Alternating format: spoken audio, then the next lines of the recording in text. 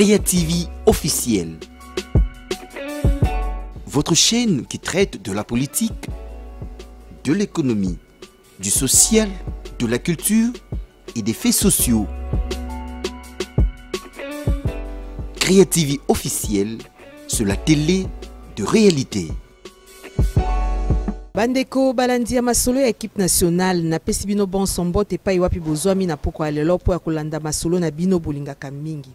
Lelo équipe nationale ezali penza mobimba te kasi boyebi ete biso ata ba mosusu bazate to représentaka bango valablement. Lelo ton nazolo ba biso tozali ngai na ndeko Jules Bulembi ngai mama Solange Kwale na ndeko Jules Bulembi nde lelo penza to ekotuna mituna pona mambi matali émission na bino bolingaka équipe nationale. Émission à lelo to biangi bongo banani. Pour la émission na biso ya lelo ya équipe nationale toko sola yango na bato mi balé o bazali penza bato basalaka na UNICEF boyebete UNICEF etikala kasi matin na mambi matali bana. Kasi yambote na tangela bino penza ba invité na biso tongi toloba te déconfinement et salemi kasi bino banso boko landa biso boyeba te COVID-19 esilite ezali nano biso atozali awa na UNICEF ope ba telemeli pe makambo ya COVID-19 tozana ba masque na biso soko tolongoli ezaka pona ngonga moke et puis totosi bokomona ndenge tovandeli totosi penza o bazoloba likambo oyo ya distanciation physique ya bato totosi pe makambo ya masque moto na moto azana ngoka na maboko bomoni bino moko. Lelo toyambi pona bino banani. Toyambi bongo mwana mboka Pierre Fwamba ou azali administratif au programme au hygiène et assainissement awa na kati ya UNICEF topesi mbote ndeko Fwamba mbote ndeko Angèle ndeko Solange toyebete Angèle eza na kati nyonso to yaka mwa ndenge mongo me oza en face na ana mama Solange Kwale na ndeko Jules Bulembi.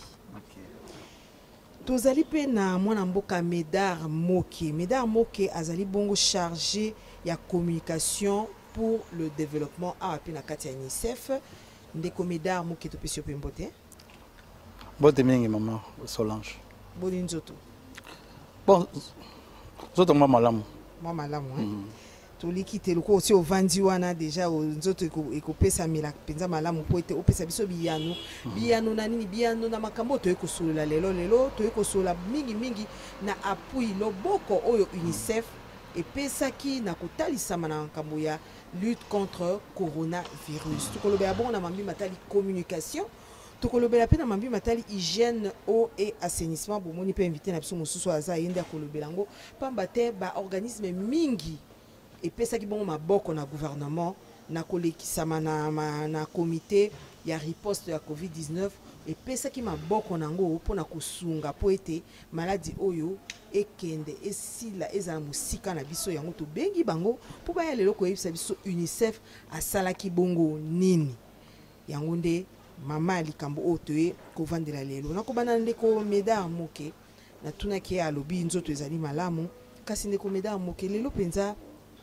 soki tolobi UNICEF atiaki loboko na ye na mbami matali COVID-19 okolobela ngo oloba iyo tokoloba bon tomekaki tokoloba na biso ni mutuna liboso.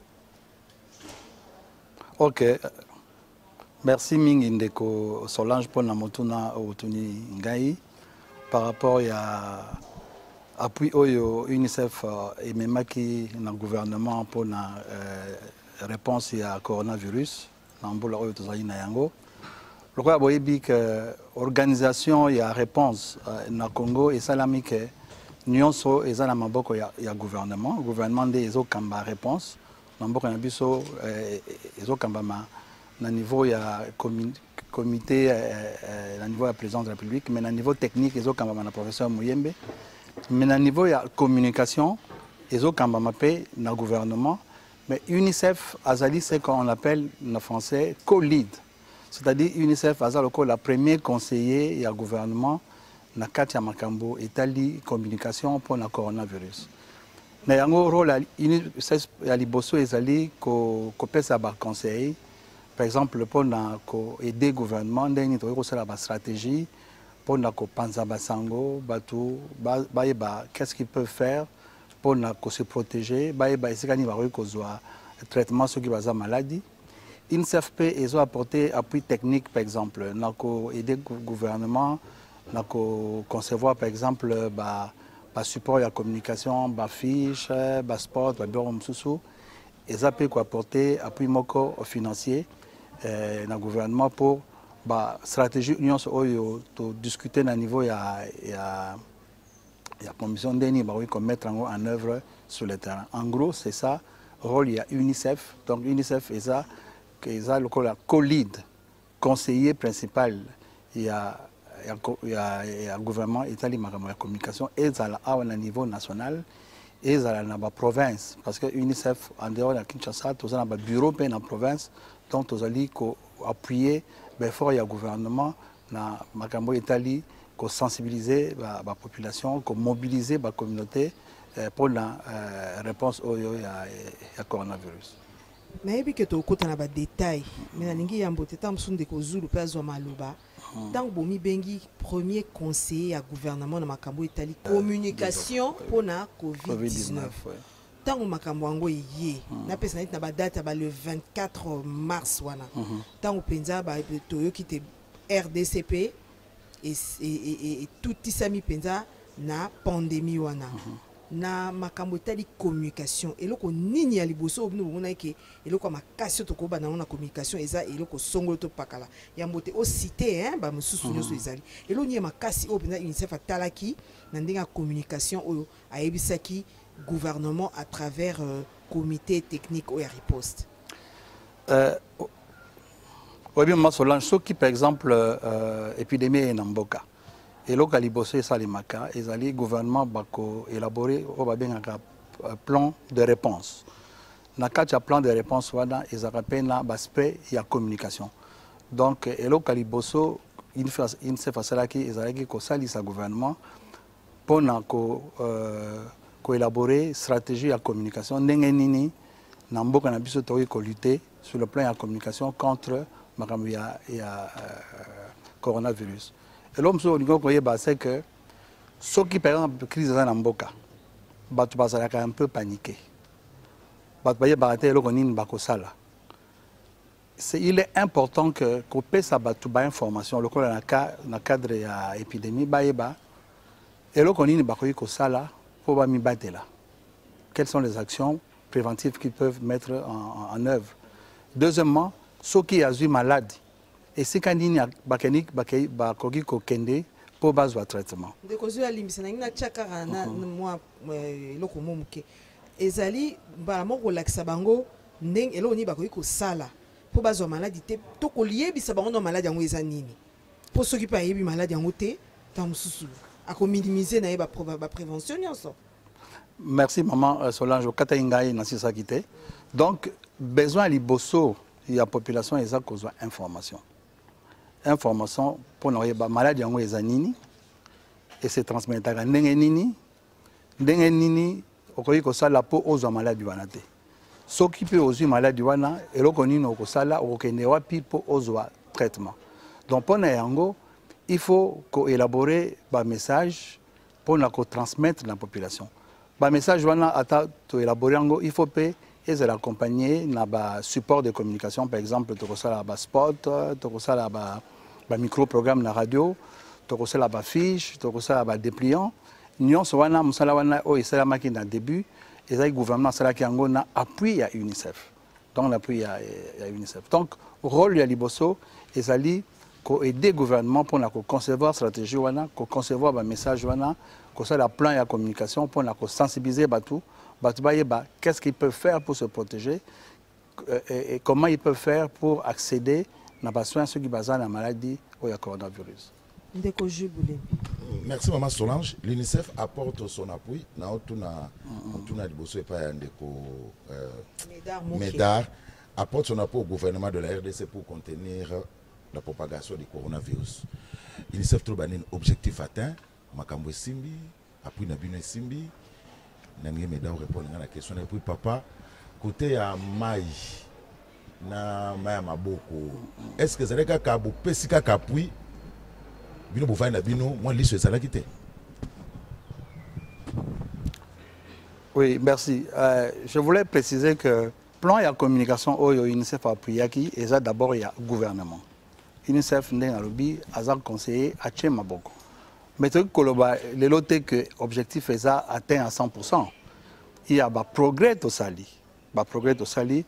Par exemple, au moins il y a l'autre qui sondage que au moins grande partie il y a la population basa informée que le coronavirus existe. Que pour se protéger contre le coronavirus, il faut distanciation sociale net de fan boyer, il faut que l'on ait un masque, il faut que l'on ait un boko, il faut des mesures barrières. Mais tout le monde peut dans le sondage que batu mingi bazo sera ba mesures barrières wanate. Ba raison est moins mingi. Raison liboso est que au moni batu bazana perception à risque. Il y a coronavirus est un peu faible. Surtout dans les quartiers populaires. Si vous avez une maladie, par exemple, le col à Ebola, beaucoup de monde que ceux qui 10 personnes basent Ebola, 6 par eux mais dans le coronavirus, ceux qui 10 personnes basent Ebola, basent coronavirus, ou bien 100 personnes basent coronavirus, mortalité est faible, ils ont par exemple 2,8%. Donc, dans le quartier, il y a le coronavirus. Ce qui fait que tout le monde va douter.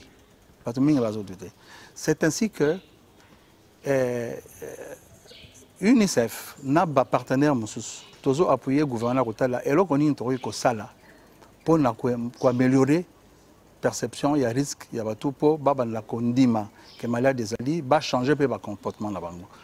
C'est ainsi que par exemple actuellement au niveau il y a commission et la communication, tous les gens que tous les gens qui travaillent directement au niveau de la zone de santé. Au niveau de la zone de santé, tout il y a une plateforme, de communication pour engagement communautaire et que lutte est au niveau de bourgmestre, au niveau de quartier et au niveau de chef de quartier. Tous les gens réfléchir, par exemple, comme ma lutte au niveau de l'université, côté comité de lutte dans l'université, côté communauté de lutte dans l'institut supérieur, dans l'entreprise, pour la population, il y a un moko ezwa makambo na maboko. Parce que dans makambo, il y a riposte, il faut que la population soit avant.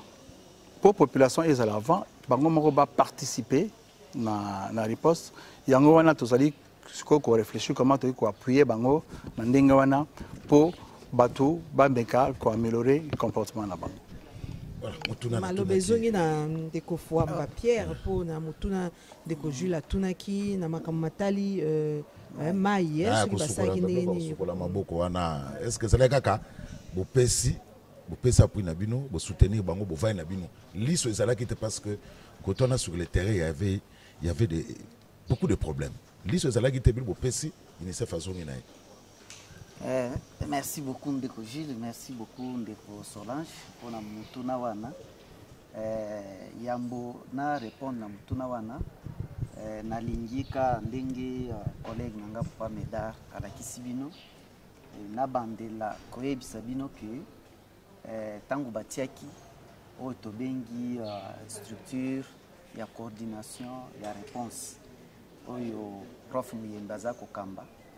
Donc na kati ya structure wana eza na ba département to oyo tobengi ba commission yango nde eza ke UNICEF azotia loboko na ba commission ebele na oyo etali programme ya oyo hygiène ya assainissement. UNICEF azotia loboko na commission tobengi na français prévention et contrôle des infections. Donc bokebi pe botali ya bokono na commission wana ekambami na Dr Isabelle Lumbwe ya gouvernement. Alors eloko ya liboso UNICEF azotia loboko ko soutenir commission wana eza à travers ba conseil technique pour appui à UNICEF ezaka misoloté ezaka maïté eza mpe baconseil ndenge papa Médard alobaki mpona commission na partenaire mosusu lokola OMS biso toza bakolide ya commission wana. Donc eloko ya liboso po plan de riposte ezalaki déjà batiaki makambo to nani akosala nini ba besoin eza boye na boye. Eloko ya liboso esalamaki na appui ya UNICEF ezalaki ya koyeba ba hôpitaux to ba centre de santé nini oyo eza prioritaire, oyo eza plus exposé, oyo esengeli UNICEF atia loboko na ba partenaire mosusu. Donc mosala wana esalamaki, cartographie esalamaki, et puis eloko ya mibale oyo qui est très important ezalaki kokolisa mayele ya basali, parce que bokono ya Covid eza bokono ya sika na monde entier pe na mboka na biso. Donc eloko wana UNICEF atiaki loboko na Kinshasa pe na province na formation ya baminganga, formation ya ba agent ya communauté na oyo tobengi prévention et contrôle des infections. Donc wana eza eloko ya liboso UNICEF atiaki loboko mpona koformer bato wana. Donc eloko ya mibale ndenge nayebisaki bino ke il fallait évaluation esalama nanu liboso mpo toyeba bahôpitaux nini eza exposé. Concrètement ndeko Pierre Fwamba toboyi te wana ozoyebisa biso méthodologie ndenge ekoka kosalema sikoyo so tobi tokende na concret na domaine oyo géraka ya eau, hygiène et assainissement na temps au difficile ya pandémie na ndenge bopeselelaki conseil eloko nini bosalaki concrètement oyo emona na boyeke bon en tout cas na place boye na ndenge ya conseil pe na ndenge ya kotia maboko biso na domaine na biso UNICEF asalaki eloko boye. Merci beaucoup Maman Solange. Nakokoma wana po biloko UNICEF asali na commission eza ebele yango nazosala mwa historique po epesa bino idée ya ndenge ni UNICEF azali kotia loboko na oyo etali prévention et contrôle des infections.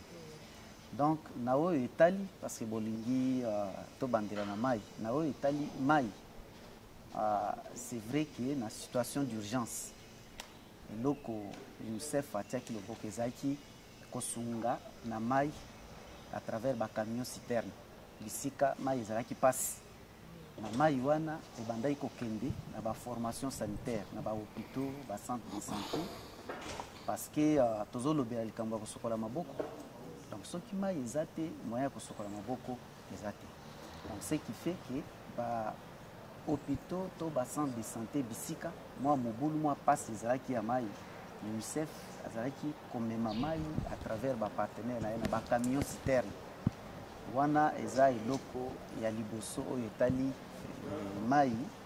Eloko ya mibale pe eza na baformation sanitaire bisika UNICEF atie a appuyé oyo tobengi baforage manuel et forage mécanique mai ezobima pe bahôpitaux na nyonso ezalaki ciblé bino pe bosungaki na bahôpitaux wana nyonso ou bien côté mosusu bokatanaki ciblé na bahôpitaux nyonso wana tosalaki mpe évaluation ya koyeba hôpitaux nini esengeli tomema mai hôpitaux nini esengeli totia balatrine na bahôpitaux nyonso tozali koappuye.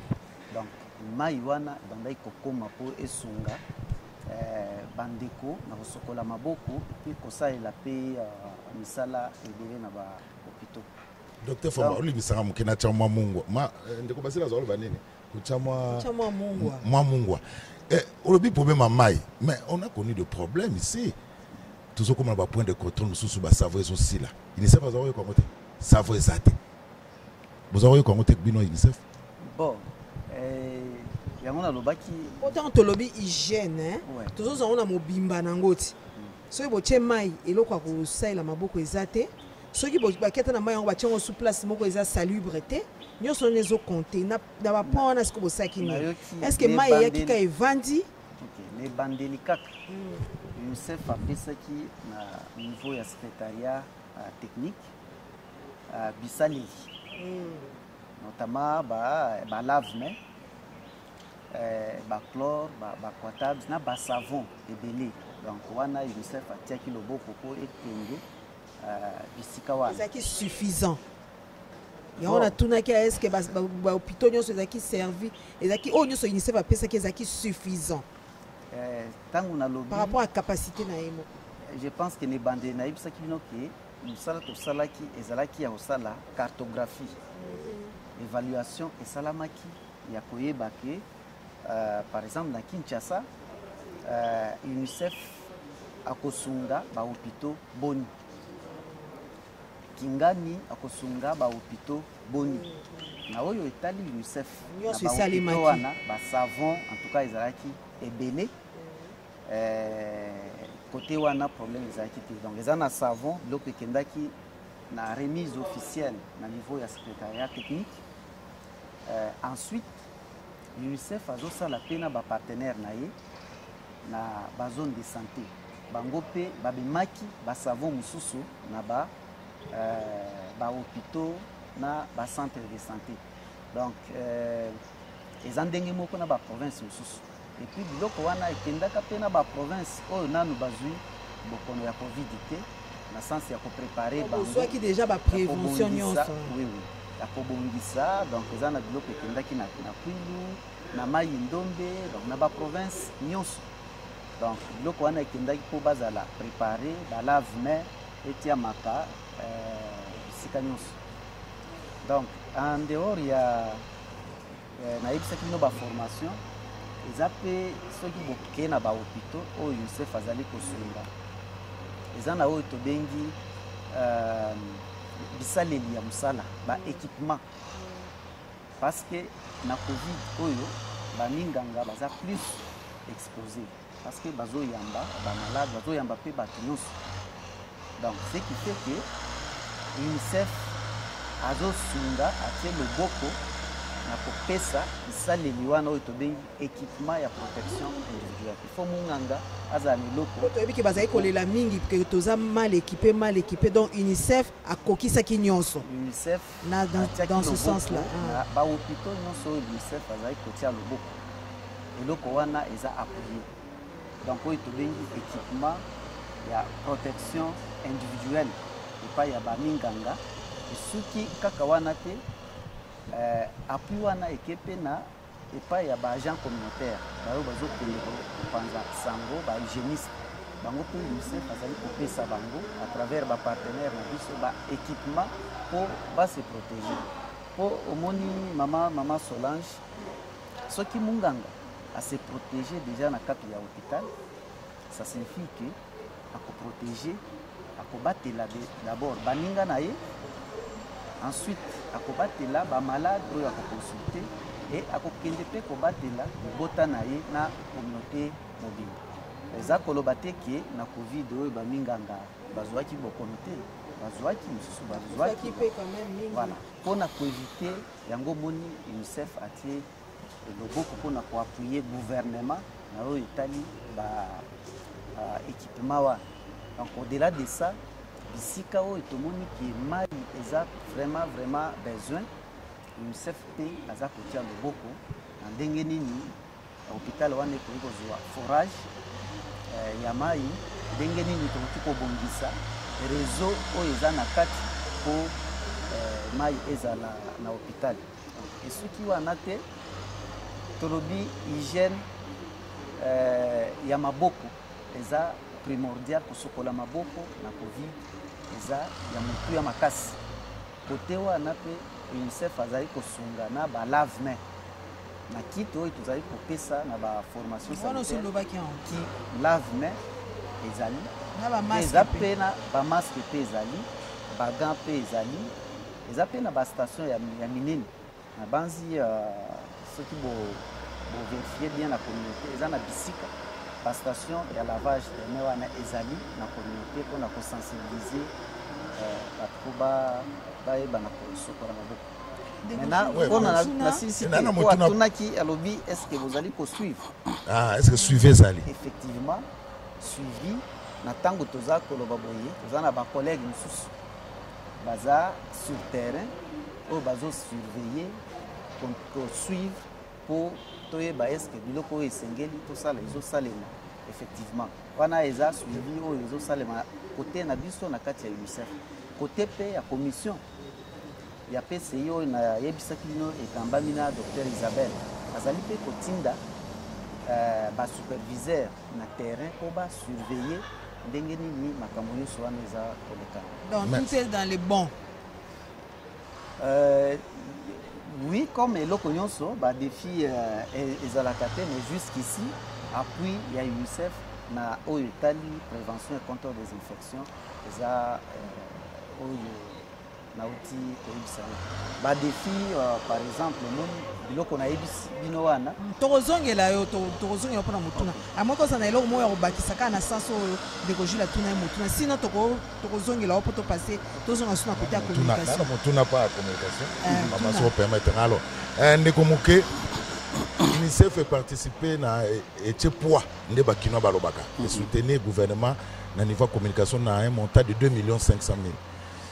En grande ligne, on essaie de nous na communication parce que bas sport penza ya makasi tout le monde y a moté bas sport en langue il y a kotanga 2 500 000 mbonge belé ya communication et ça vraiment musala 2 500 000 dollars dollars au UNICEF a appuyé le gouvernement pour la communication. Merci Mingi. En fait, c'est vrai que l'UNICEF a appuyé le gouvernement à plus de 2 500 000 dollars. En fait, Moussala UNICEF dans le début, il y a 4 grandes parties.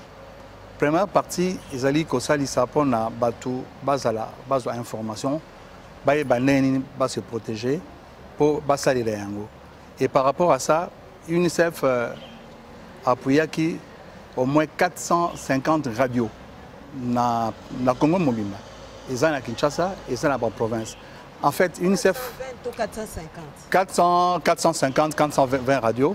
Donc UNICEF a signé un partenariat na ba radio na ba province na Kinshasa où UNICEF a appuyé. Et puis tout ça qui fait campagne médiatique na début il y a riposte na Kinshasa na au moins 15 radios et puis 10 télévisions.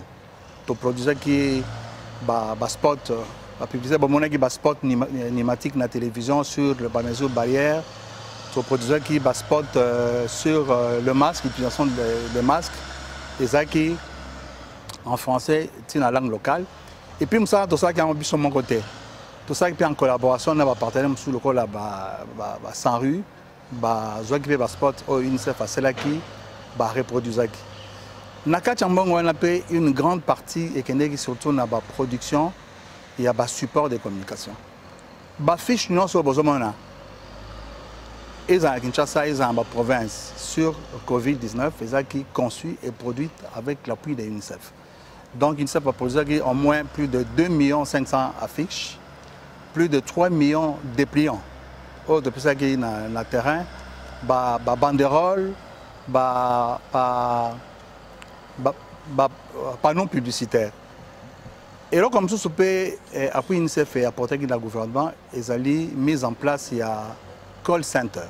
Vous savez, numéro vert 101, numéro vert 101, mise en place na yango. Formation, il y a téléconférencier. Même paiement la bango est pris en charge par UNICEF. Mais la population est là qui est UNICEF. Numéro 1, ils soit éteint, soit hors périmètre. Est-ce que vous vérifiez que parce que Atozolinga, Toye, Bapenza et l'Okoni UNICEF et Salaki. Pour les gens qui ont des difficultés, qui vont face à des difficultés à Bongo. UNICEF a ça qui nini pour la plainte et si là. Non, numéro vert au début, il y a évidemment des difficultés parce que numéro 1, il fallait le gouvernement et octroyer. Depuis que le gouvernement est octroyé en Ango, en tout cas, il y a plus de 2 millions d'appels. Même Sukoyo, les appels continuent. Dans le numéro vert, dans la 101 par exemple. L'appel Ming 80%, il y a des benga et ça qui prennent par exemple, qu'on a information, qu'est-ce qu'ils doivent faire, ceux qui sont malades, préoccupation que par exemple ceux qui ont un hôpital, malamu te bato mosusu mpe bazo tuna baquestion ndenge na ndenge e nyonso wana bapréoccupation nyonso wana ezalaki exprime na bapopulation na call center totiaki mécanisme moko en place toapuyaki gouvernement na kotia mécanisme en place oyo tobenga yango mécanisme ya feedback communautaire tokotala baplainte nyonso population ekopesa ndenge nini toyi korépondre na yango c'est-à-dire mécanisme qui en place pour na koyeba que population ekozala na bapréoccupation tozwa mpe oyo population alingi soki eza information topesi bango soki eza rumeur toclarifie yango soki eza précision topesi précision ou bien to améliorer baction na biso na niveau ya réponse action mosusu mpe ya UNICEF ezali oyo tobengi na cadre ya technologie de l'information système moko tosalaki na U-report c'est-à-dire il y a système moko tozwaki banuméro ya batelefone ya bato surtout na niveau ya terrain au moins 450 000 personnes to connecter bango na programme moko ya téléphone kotindela bango ba SMS kotindela bango ba message je crois que mon aramingi bovandi boye bozui ba message sur le coronavirus en dehors de ça mosalema osalema mingi pe na niveau ya internet toza na site moko internet oyo tindaka ba message na nini na niveau ya Facebook na nima site na biso po topesa ba message ya sensibilisation par exemple ba SMS à ce jour totinda ba SMS au moins na plus de d'environ 500 000 personnes bazo ba SMS fréquence na oyo ezali ndenge nini ya ba message wana oyo ezali c'était tous les jours ou bien il faut likambo moko ebimi pour éclaircir pour éclairer plutôt l'antenne la population ali bopesi message na likambo ça dépend na début ba message ezalaki sur les mesures barrières comment se protéger d'abord c'est quoi le coronavirus comment on peut attraper le coronavirus comment se protéger contre le coronavirus au fur et à mesure, tu vas continuer un message sur la réponse à la préoccupation il y a la communauté. Par exemple, tant que le gouvernement a dit que le masque est comme obligatoire, tu vas continuer un peu un message sur comment poser le masque. Parce que tu as un masque, mais tu as un niveau à menton. Mais si tu as un niveau à menton, ça ne résout aucun problème. Donc, le message est évolutif. Au début, comme je dis, il y a qui prennent la mesure barrière, mais au fur et à mesure, tu as un message pour répondre aux préoccupations de la communauté.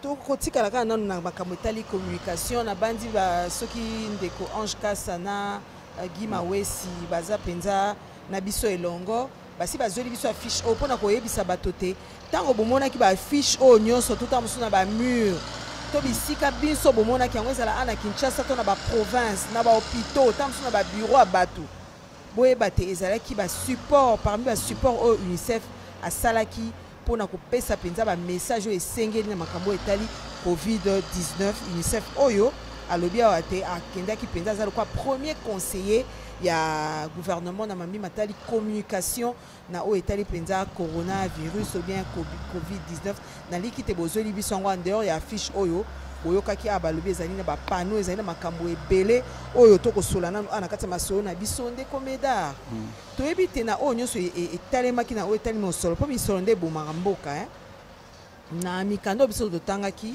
tomonaki ke bino botiaki motango ya 5 millions de dollars penza mpona koappuye gouvernement mais na kati wana ndeko Jules abetisi ete alobi 2 500 000 nde kei na makambo oyo etali communication kasi lelo penza na oyo nyonso bosala kwa communication place ni bomona ke elo ni kosala bino tamusu passe na motema bomona ke tolobi tosali support nyonso me ezosimba te esika nde esengeli to améliorer oui na kotala otangi tomoni ke bosali penza oyo ekoki mais tant boza bloqué ba expert o bozali est-ce que possible réfléchir que en tout cas na esika oyo quoi toza bloqué to sala nyonso to kosala esengeli to luka to balusa makambo yango to sala stratégie mosusu eza na point ni Merci mingi maman Solange na motu. Na motu est très très important. Mais na linga ko bakisa elo comme sous oya puis à UNICEF ezaki sur les plans communautaires. Parce que au que même communication au niveau des médias est important, mais sur le plan communautaire est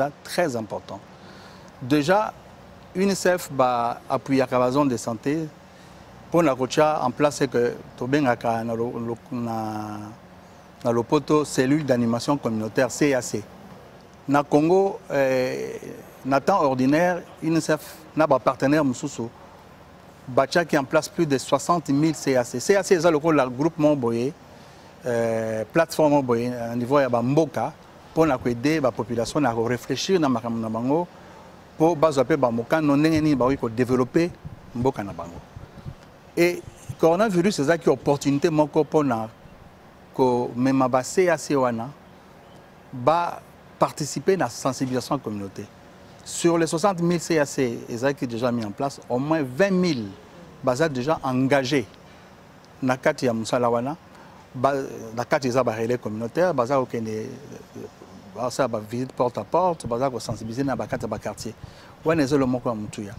Ceux qui n'ont pas Moutou dans Nairobi, ils ont connu et si mis mal à monter. Dans le bas qui ont changer stratégie. Dans le bas qui a liboso. Le problème à liboso est ali ba mesure barrière eza penza respecté.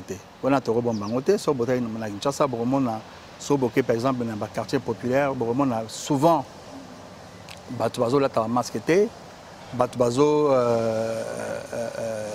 kangama ba distance sociale baza ko respecter en côté. Parce que selon Bango, le nombre de guéris, comme on peut savoir que les maladies sont quittées. Donc, c'est ça. Donc, c'est ça. Donc, baza incrédule, baza ndimate que malade des amis. C'est pour cela que nous avons dit que to meka qui biso pas battre na commission, biso toujours appuyer commission et gouvernement, to meka ko orienter l'action sur l'activité à niveau communautaire. Tocha ba plateforme communautaire na niveau ya ba zone de santé na niveau ya ba aire de santé ba aire de santé le ba quartier ba bourgmestre ba chef de quartier ba zwa nini de ba bien en anglais lead il y a lutte wana nde musala tuza ko sala mikolo yo le roi na Kinshasa awa to komi ko cha ba plateforme na niveau du quartier pour la population et prendre conscience qu'est-ce que bango ba ko sala pour la lutte contre le coronavirus. On va ndayebi muninga na ye kitala la ta masque na ndenge wana bango moko ba réfléchir na communauté na bango et reconini ezo simbate qu'est-ce qu'ils peuvent faire pour la lutte contre le coronavirus et tambola malam et comme mususu na loba ki pe na début au moni sikoyo basali déconfinement de basali déconfinement et lingo loba que ba misala ezongi ba université ezongi ba classe ezongi ba église ezongi or eza ba milieu moko ekoki ko sala que ndenge batu bazongi na misala contamination et comme makasi to sali ko sali ba to za ba réflexion et je crois que d'ici là to zo mettre en œuvre pour déjà dans chaque église dans chaque école dans chaque entreprise dans chaque université tout il y a un comité de lutte et ça là géré par sur la d'église chrétien bangomoko. Merci de convoquer pardon. Voilà. Na personnellement na on s'appelle surtout na ba église bocha ba communauté parce que na mon église mon dimanche même bobe on température pas na porte ça. Na ba ki mbala semaine ba émission na otanga comme église wana. Alors na zone na sensibilisation de proximité. Intéressant à makasi. Nena ebande komoke eleka kindenge nini sensibilisation de proximité. UNICEF, est-ce qu'il y a eu des difficultés pour comme porte à porte des arabes blaguité? Et puis docteur Famba, maman Solange Aouta Kolobango. Ba kinwa mingi pour maman Solange Abeta c'était azongela amu mingi. Ba émission surtout ça ba kinwa mingi bazon di mam teke coroner zali. Tant que bozo Congo ba kinwa balobi ah coroner za na ngote za na ngote. Est-ce que UNICEF quelque part beaucoup qui nous décourager quelque part? Merci beaucoup Ndeko Gilles na motuna wana avant na répondre na lingai na bakisa pe eloko moko oyo nalobaki te na oyo etali appui ya UNICEF na bahôpitaux to centre de santé. Déjà eloko ya koyeba eza ke bahôpitaux to centre de santé nyonso esangani na minute oyo tokomi na 315 bisika UNICEF azali apporter appui na ye na prévention et contrôle des infections na pays mobimba. Kinshasa toza na 121 centres de santé hôpitaux, Congo central 34, Sud Kivu, Nord Kivu, bisika nyonso ba province nyonso eza touché tozali apporter appui wana. Eloko mosusu na bosanaki eza bolingeli na hôpital oyo babengi na français triage et isolement. Wana pe eza eloko UNICEF azali kotia loboko parce que ezosunga na koidentifier, donc oyo tolobi identification précoce ya koyeba ke nani aza na fièvre to nani aza na ngote yango omoni batempérature ezozwama na entrée ya bahôpitaux to centre de santé. Maintenant mpona kozonga motuna na yo oyebi ke UNICEF na oyo etali oyo hygiène et assainissement accompagné mingi gouvernement na programme monene ya gouvernement oyo tobengi village et école assaini. Donc à travers programme wana tomoni ke changement ya comportement eza eloko oyo ekosalema na lombangu te.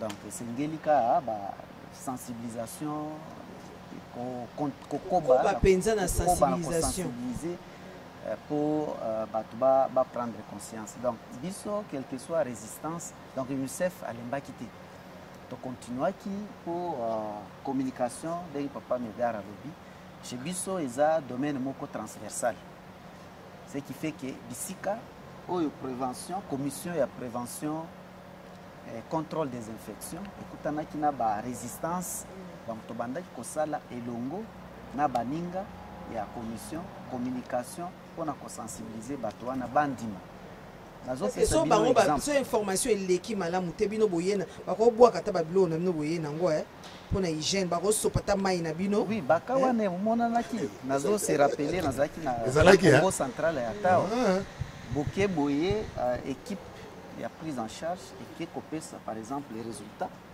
na famille balobi te résultat wana eza ya lokuta ndeko na biso aza malade te ou to ndeko na biso akufi na covid, alors que équipe ekepo bapesa résultat to basala décontamination na famille mobimba.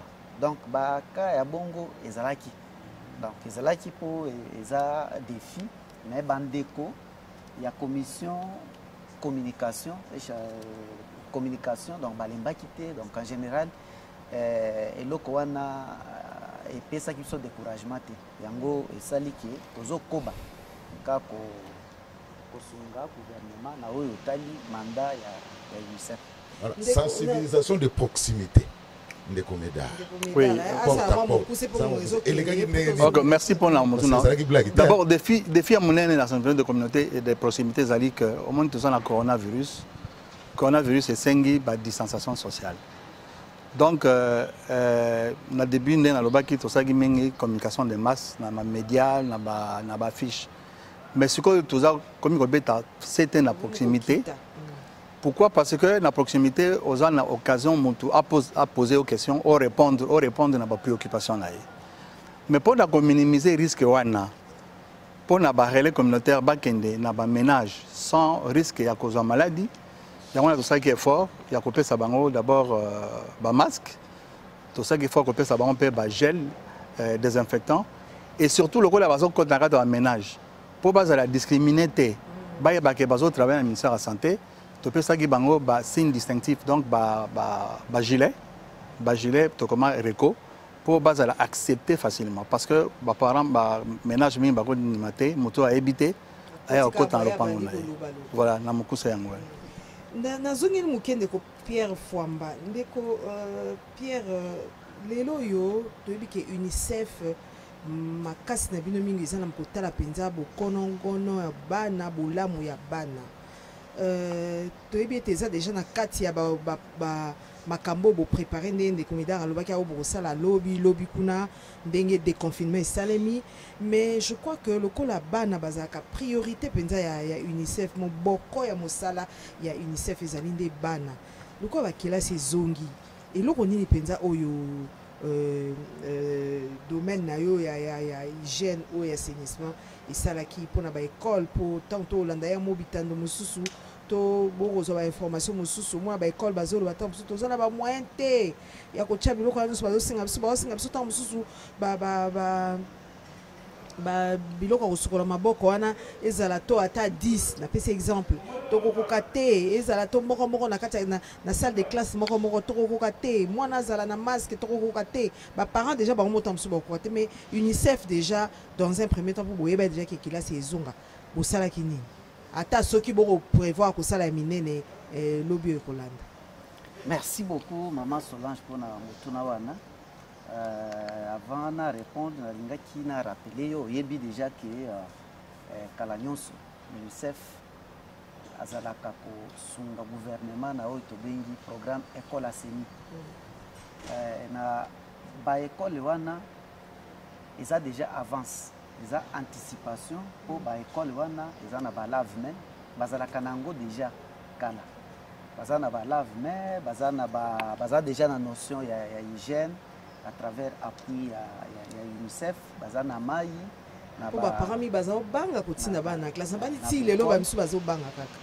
Oui, maintenant eloko eza prévu donc UNICEF au son gouvernement na ba école selon priorisation oyo salami na kati ya ministère ya EPSP pona oyo tali savon pona oyo tali ko sensibiliser ba élèves ba enseignants baye ba ndenge nini bakomi bakoti komi batela na bokono oyo ya Covid. Donc vous êtes déjà en avance toloba même si vous réfléchissez mais vous êtes déjà en avance. Vous êtes déjà en avance na otali école aseni.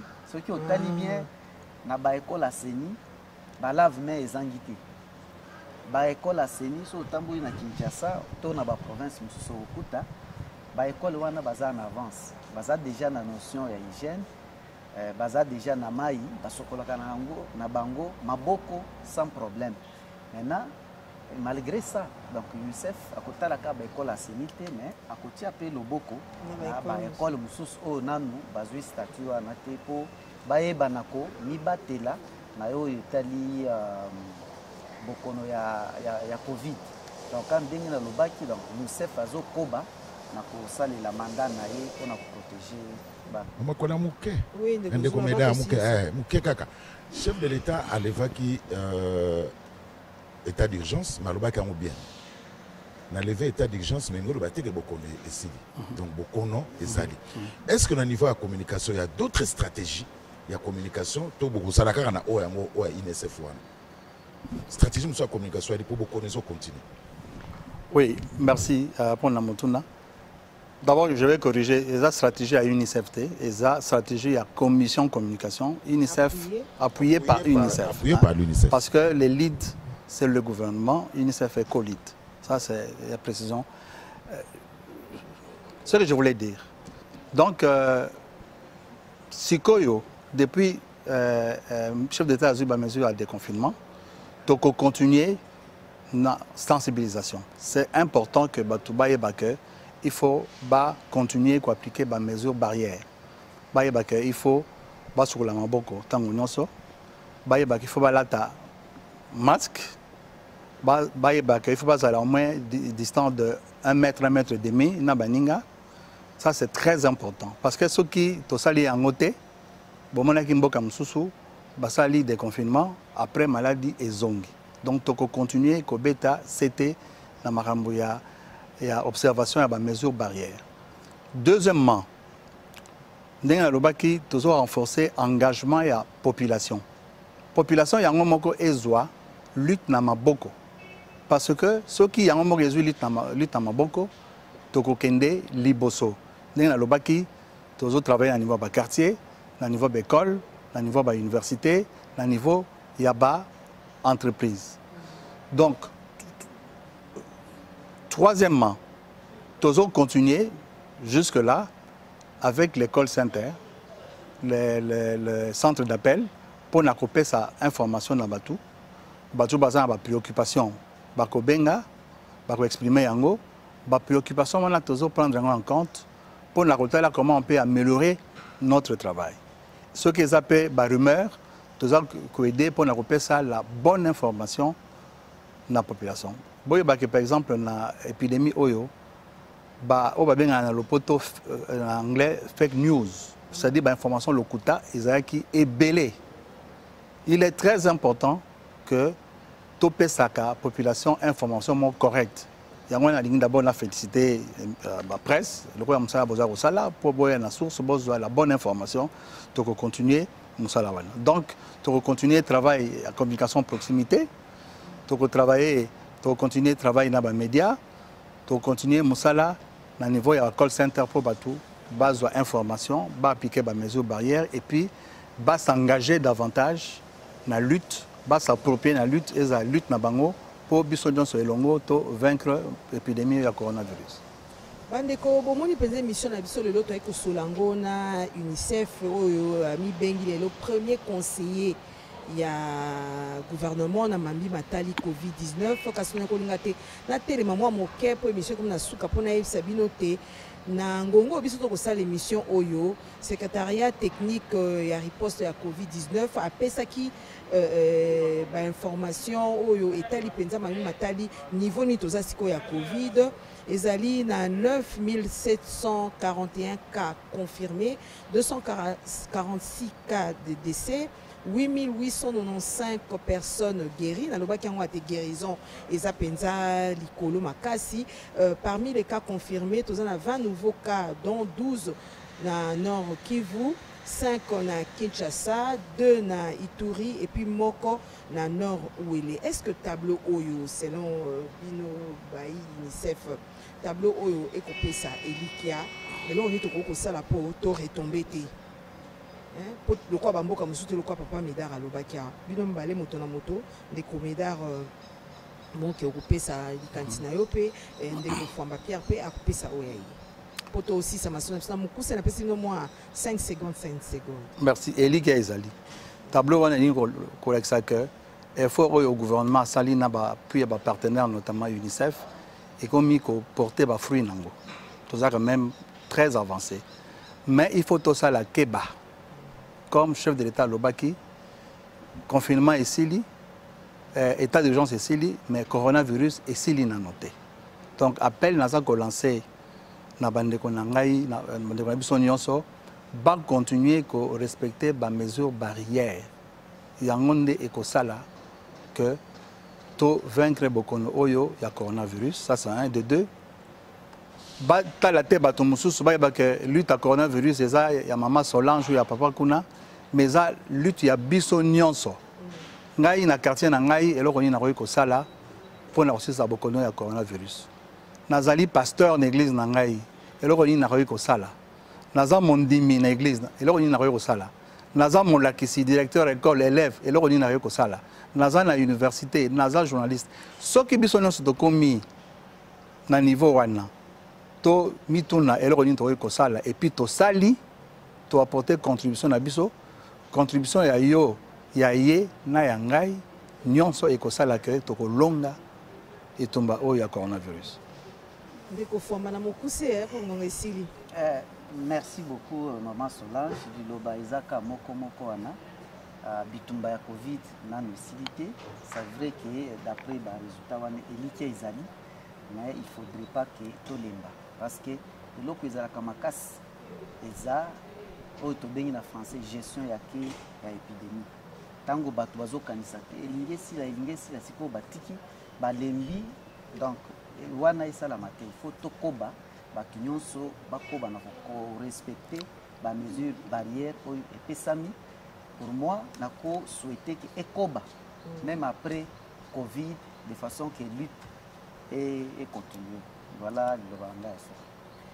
bandeko balandi ya masolo ya équipe nationale bolandaki bongo ngai na ndeko Zulu toyambaki mpona bino baimboka babale ndeko Pierre Fwamba administratif au programme eau hygiène et assainissement na UNICEF pe ndeko Médard Moke oyo azali chargé à communication pour le développement kaka awa na kati ya UNICEF bapesi makanisi na bango na mambi matali appui to loboko oyo UNICEF penza atiaki pembeni ya gouvernement mpona koluka ko lutter contre maladie oyo toyebi oyo ezali ya pandémie ya coronavirus oyo pe tolobi covid-19 boyoki ba effort nini UNICEF esali botali tolakisaki bino affiche awa oyo ezali kaka échantillon ya ba affiche oyo UNICEF asali oyo etambolaki non seulement na Kinshasa kasi na ba province na biso nyonso boyoki balobi ke effort pe silité bango bakokoba kaka kasi esengeli moto na moto pe esika vandi esika azokosala mosala esika azokokende oyo akendaka na ntongo nyonso ayeba te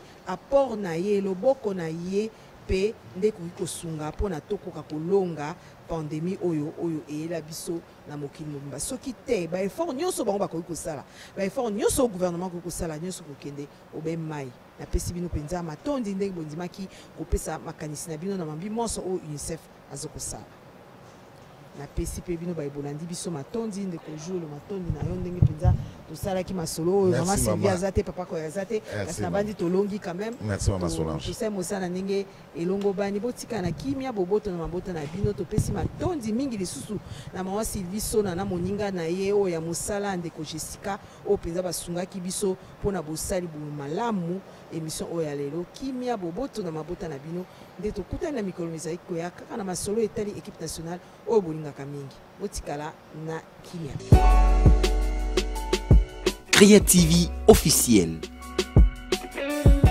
Votre chaîne qui traite de la politique, de l'économie, du social, de la culture et des faits sociaux. Créativie officielle sur la télé de réalité.